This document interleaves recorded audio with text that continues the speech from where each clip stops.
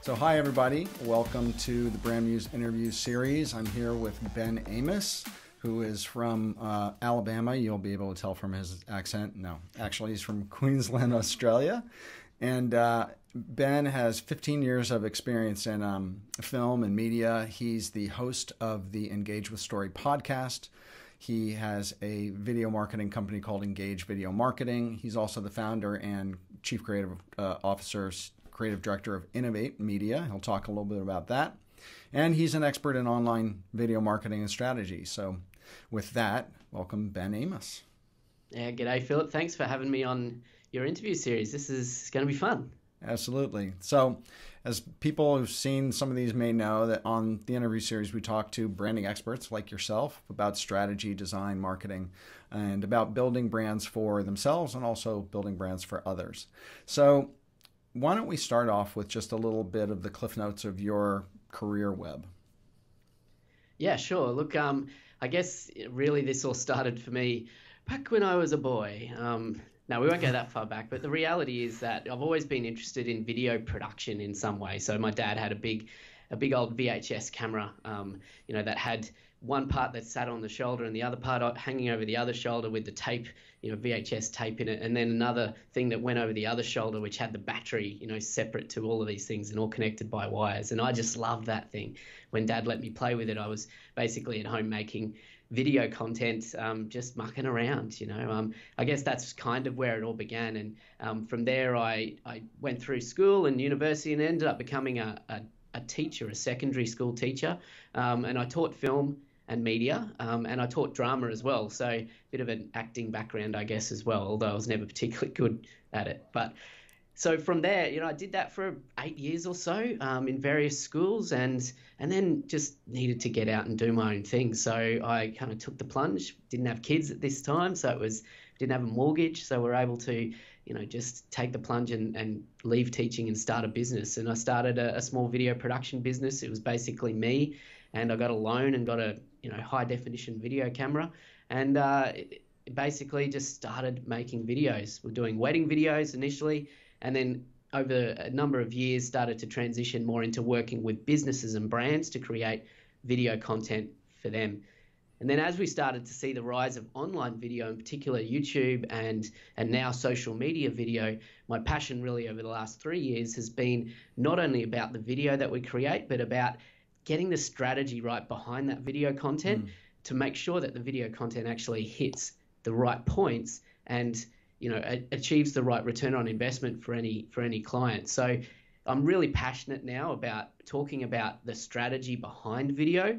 So it's less about what video to make, more about why you're making that video and how you're going to use it to actually get the results you need to move the needle in your business. So that's the Cliffnotes version, and that's 15 years worth of what's got me to where I am today.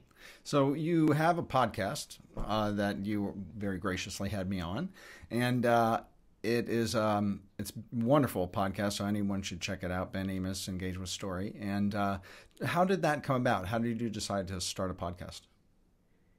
Yeah, so for me, it was potentially a bit of a selfish adventure, because in a way I'm quite passionate about storytelling as well, and story is obviously a big part of what we do within video for our clients, and what I like to talk about with other people as well. And when it came to thinking about how I wanted to create content to help amplify my personal brand, which is Engage Video Marketing, I wanted to get into this podcasting thing, but I wanted to use it as a way to help me connect with interesting people and just learn more and become a better storyteller myself. So I guess, in a way I'm learning alongside our listeners, as well as helping them understand story better.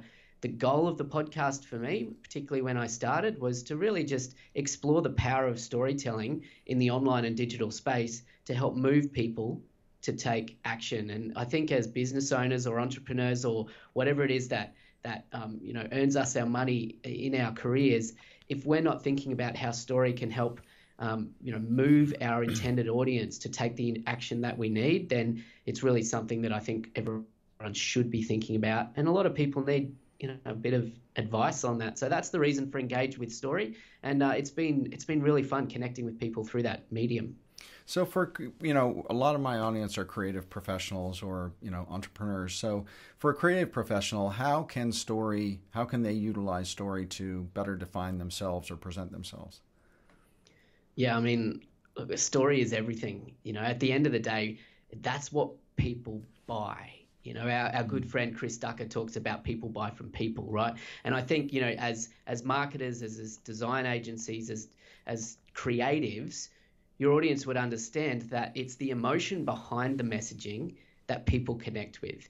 There's that marketing saying that people buy with emotion and they justify with logic. And, if you think about the funnel, I'm sure your audience understands that idea of a marketing funnel. And the top of the funnel is where emotion needs to come into play, because that's where you need to get people to, I guess, buy in before you ask them to buy, which is down the bottom of the funnel. I just whacked my microphone, so hopefully that wasn't too loud for you guys. But that funnel is really important, because at the top of that funnel, where that emotional connection is made, that is where story is. And obviously that's where we need to make the strongest connection with anyone we're trying to move to take action, which is to buy from us, right?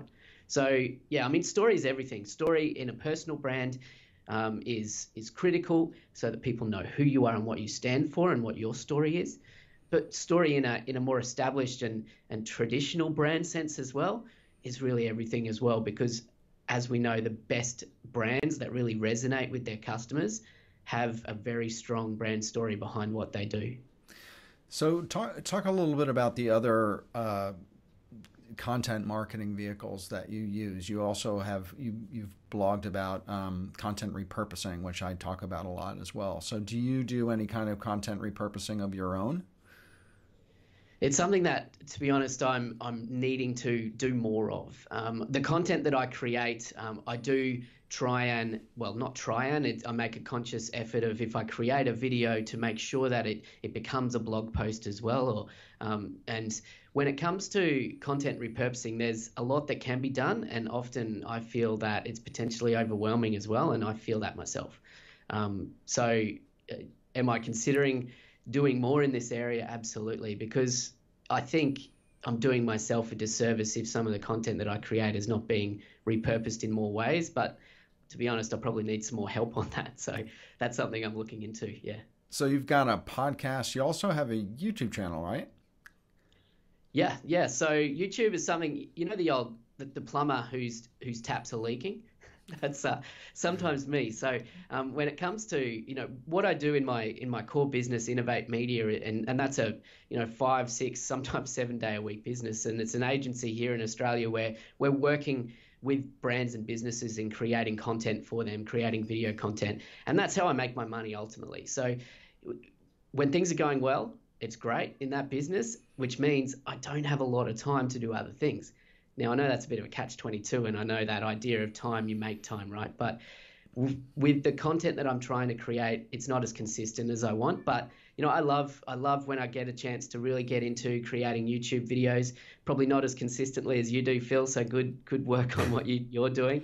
But, great feedback when I do publish a new video. It's just not very consistent, which is one of the things that I tell people to be, is consistent, right? But yeah, podcasting, consistent every week, loving the podcast. It's a great medium for these long form conversations, which I think is how I like to consume this sort of content as well, even as a video guy. So I blog as well, and, I'm getting into more regularly doing, Facebook Lives as well. So just trying to eat my own cooking. Is that the saying? Trying to do what I actually tell people to do. Yeah, exactly. All of us agency people have that thing. It's, the cobbler's children have no shoes, right? I mean, agency websites are notoriously antiquated because they're too busy doing work for other people. One of the things you touched on, I think, that's really interesting and could be very important for people who are watching is the idea of, you have a agency to run, right? You have Innovate Media, which is an active, busy agency. Then, we all know that agencies run sometimes 7 days a week, but you're also at the same time, you're really investing time and energy and thought into developing a separate personal brand. And so you're an agency owner. I mean, you've got a level of visibility and credibility and professional, mojo from that. But then you're investing time and money in actually building something that's separate from that. So talk a little bit about, that how you separate that time, so how you prioritize those two things, and why you've actually chosen to continue to develop something that's more independent. Yeah, it's a good question, Philip, and it's something that I really struggled with in the earlier days of kind of branching out into that personal branding quite deliberately. And for me, it came down to the core agency, Innovate Media, is where my focus needs to be. It's what pays the bills. Yeah, that's the end of the day. I've got employees that need to be paid. We need to make sure it's a successful business. But the longer term for me, potentially there's an exit opportunity within the agency. That's the reality of it. Right. But in the meantime, what I want to do is, I guess, hinge off the back of the work I'm doing around my reputation locally, in particular, in the work I do in the agency, and kind of move that and reach a wider audience with the personal brand. So the reason why I kind of separated out engage video marketing is because I wanted to create courses reaching a global audience of creators and marketers and other video producers. I wanted to create podcasts and content and release a book, which is in the process at the moment. So the idea here is that for me, I could have gone with the Ben Amos personal brand, but I wanted something that in a way was Ben Amos engage video marketing become almost synonymous, and kind of does what it says on the tin as well. So it's an interesting question. It's something that I've deliberated over, and it's an interesting time right now for me as well, because although the podcast that I started now 50 episodes ago or 49 episodes ago was engaged with story and really focused on story, I'm actually pivoting in the next couple of months to rebrand that as the Engage Video Marketing Podcast. So still focusing on story, still focusing on the power of story with many of our guests, but also focusing much more deliberately on video and video marketing specifically, because ultimately that's what I love talking about, and I'd love to bring on more people. Get you back on as well, Philip, to talk about your rise and success in video as well. But the reality is I need that vehicle, that podcast vehicle, to be something that aligns really closely with that brand that I'm building. Does that make sense? Yeah, absolutely. Talk a little bit. Can you give us a hint what avenue your book is focused at? Yeah, so it's really a how-to. It's a strategy book, strategy design book. But basically, the title is completely up in the air, but I want to help people break down what I call my online video strategy blueprint, which is there's 7 elements to an online video strategy, or a successful online video strategy, that I feel that everyone needs to understand if they're going to embark on this video journey. And for a lot of marketers and creatives, that kind of thing makes sense, to have a roadmap or a strategy behind video. But for many, they're a bit confused and a bit lost, because it's a changing landscape all the time. And right. I feel that the work I've done over the last really 5-6 years in that space has helped me really define a clear process for that. And that's the book. That's what I hope to bring out hopefully by the end of this year. That's the plan. Well, you talked a little bit about, you're in a particularly good position to talk about trends in video marketing, or where you see, as you said, it's always changing. The landscape is always changing. The platforms are changing. How people are presenting video and what they're using it for is changing. What kind of change are you seeing in the marketplace of video over the last few years? I think a couple of things. I think the main thing is that video is now needing to be a critical part of any content marketing strategy. So rather than video from a brand perspective being something that you invest big money in once a year or less, it really now needs to be part of your regular communication and content outreach. That's the reality of it. And because of that reality, a lot of bigger businesses, or a lot of even smaller businesses, are bringing the capacity to produce content in-house. That just makes economical and viable sense to them. So And as well, technologies are changing, so with your smartphone, you're able to produce quality content. You're able to go live to a social media platform at the touch of a button. So brands are starting to realize that they don't need to necessarily go out to video production companies all the time, spend heavy amounts of coin to create something that's visually beautiful, but doesn't necessarily align with the goals that they want for that particular piece of content. As a video producer, I think that's really interesting, because potentially we're losing control of our industry. Potentially, you could look at that and doom and gloom and feel like, well, are brands not going to need video production companies anymore?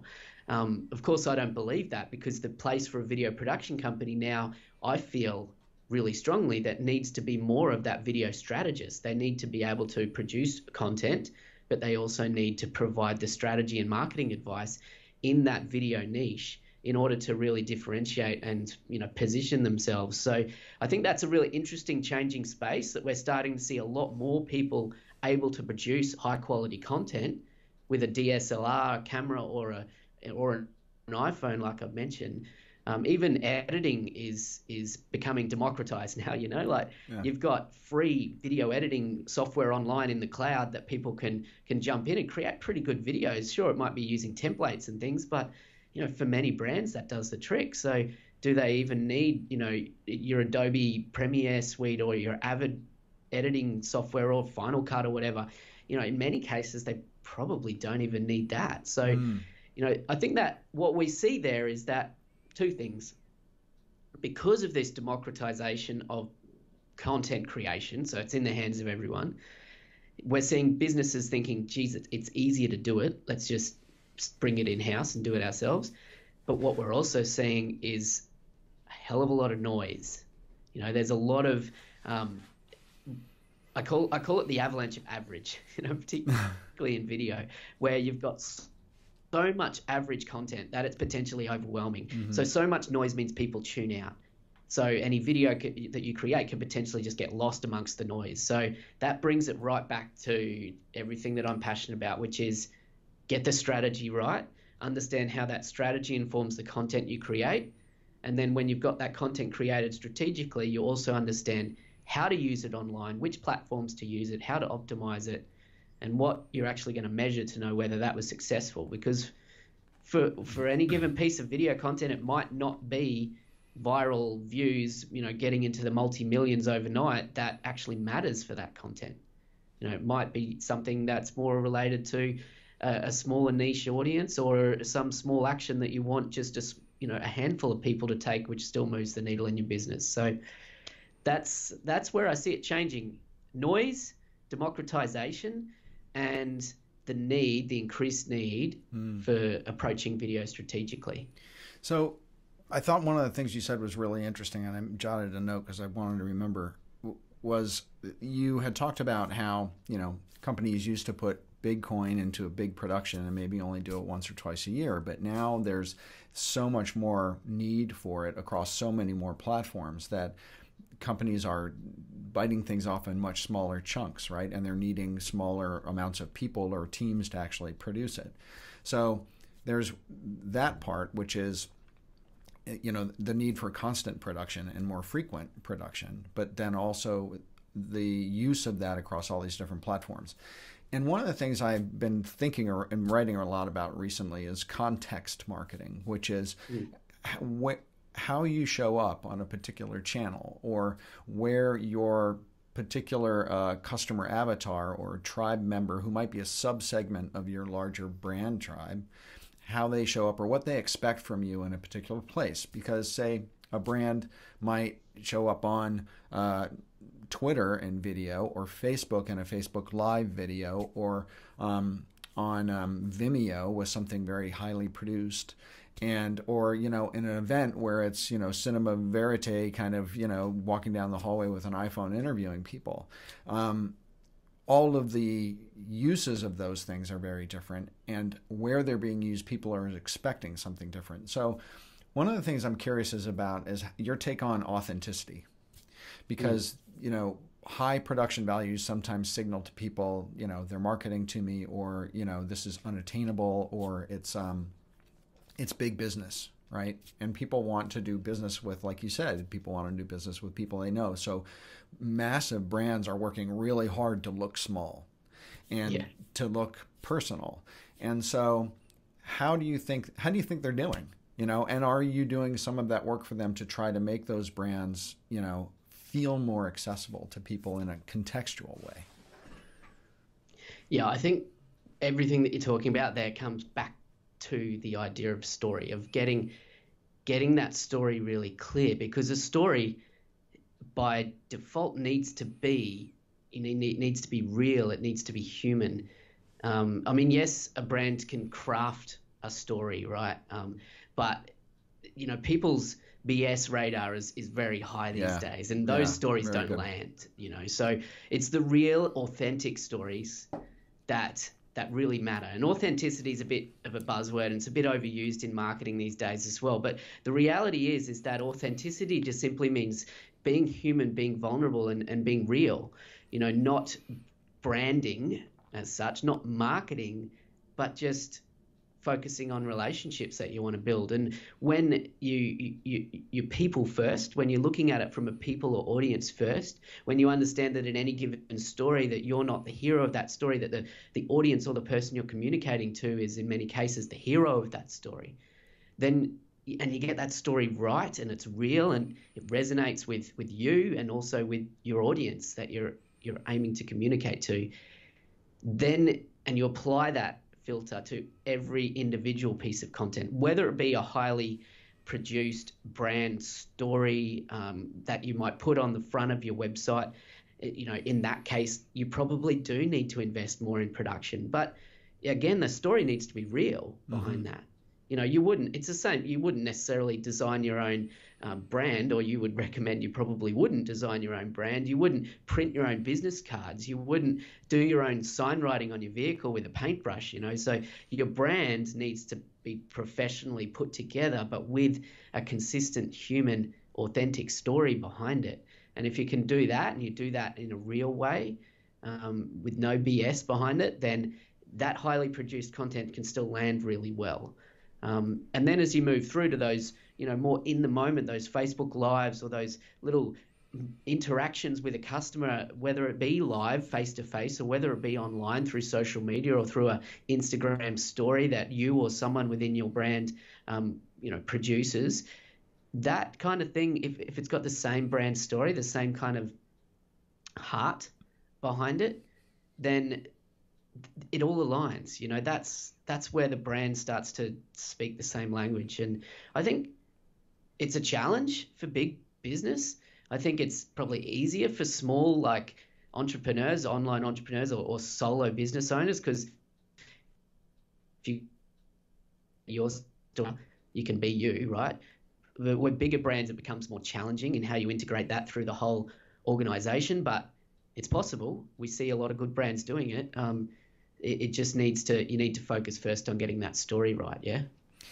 So if someone was going to, I totally agree. I was asked in a comment recently by someone who was a designer, a creative professional, who was asking whether she should put a video on her website and of her introducing herself that people could see. And I actually suggested that she do, but she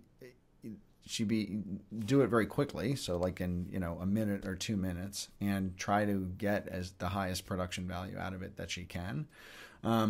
If people are going to, and she probably has never done video, doesn't have a YouTube channel or whatever, what would you agree with me, number one, and would you how would you suggest that people possibly get into video if they're not into it at all?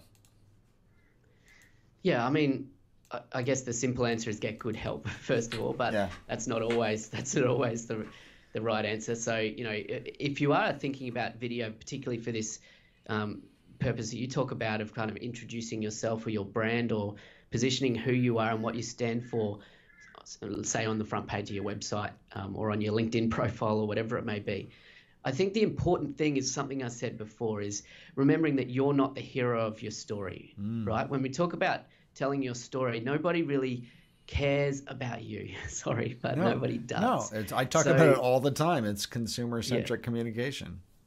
Yeah, absolutely. And people struggle with this because, think about writing your About Me page or your, whatever that page of your website. Often that page of your website might be called Our Story or My Story, but there's no story in there. Often it's a bio or a resume. But when you're looking at it from a customer-centric point of view, from the customer being the hero, then you start to think, you get clarity on A, what that video that you're talking about should contain and how you should approach that. And B, if you are putting it on your About Me page or whatever, you know that it's not really about you, it's about the person you're talking to. Mm-hmm. But you still need to tell your story, right? So what you need to do is to, think about why you exist, and often you exist in your business to serve someone, right? To make a change in someone who's your ideal client.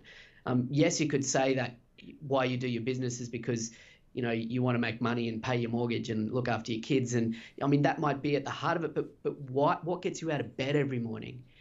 What is it about the work that you do that lights you up? And often that has to do with the impact you have on other people. Yeah. And if you can communicate that authentically and help those people realize that they're there for me, that person who's communicating to me here is going to help me solve a problem that I have, and you can do that authentically and passionately, then, that is going to land in a much better way. And you know what? From my experience, people hate talking about themselves. And that might be for that person who made that comment. That might be the reluctance there is, I can't turn on a video camera and talk about myself. But right. I bet you that same person could turn on a video camera, whether they're looking straight down the lens or they're being interviewed by someone looking off camera. I bet you they can talk about what fires them up when they help other people. Right. And that's going to be a much better story to tell, it's still your story. It still says what you stand for, right? Yeah, I think Does that make sense? That's the way I'd absolutely I think approach that's brilliant perspective. And it's, I was thinking about, this girl, this creative professional who might be making this video. And I think that that's a really great, because, you could get on camera and say, I'm so-and-so, and I went to this school and I'm really good at Photoshop and blah, blah, blah. And here's my portfolio. But if you approach it with what are you going to be bringing to the table for the person? If it's a creative director at a company or an agency who's looking at this video, what kind of passion are you bringing to that job? What kind of skills and thinking are you bringing to that job? What kind of energy? And it's more focused on the person who's watching it rather than some sort of a self-centered introduction. It's an introduction in the same way, but it's like a completely turned around perspective on how it's being presented. Yep, absolutely. Yeah, it's all about just it's empathy, heart, right, being real, and letting your passion show through. Because I think when anyone breaks it down, what they're passionate about is not themselves. Like people are passionate about helping other people, and that's why we do what we do. Ultimately what it comes down to is people are passionate about helping other people. I think when you really think inwardly and you ask yourself what I call the cascading why questions, or it's another way of Socratic questioning, the idea of but why, and ask yourself but why, and fact that you want to make a difference on other people. Right. So I always end with well, first of all, how can people get in touch with you? Yeah, so I mean, probably the best place is really to reach out to me. You can connect on LinkedIn, search Ben Amos, or Instagram or Twitter at engage_Ben. The best place for everything else is engagevideomarketing.com. You'll see links to the podcast. There's a free ebook you can get access to there, which is all around video strategy. So if it's something you want to learn more about, jump in on that. Yeah, I'll put that link in the show notes. So, and whatever other links you want to have in there. So I always ask people this, is there a personal manifesto you have or some sort of code that mantra that you live by? This is a tricky question, but for me, there's a single line I have at the bottom of all my emails. It just says, "Be nice to people."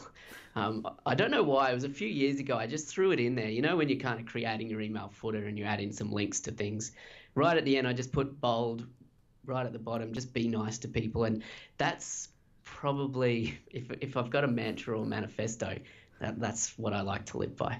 Yeah, it's funny. When I left the agency and corporate world, the in-house part of it, I always just said, I just want to do work that I love for people that I like. Yeah. You want to work with people that you like. People, it's P2P, right? Just like Ducker says. Anyway, Ben, it's been a pleasure speaking with you. Thank you so much for joining us on the Brand Muse interview series, and I hope you have a great day. Yeah, thanks, Philip. Thanks for the opportunity to talk to your audience. It's been fun. Cheers. Cool. Cheers.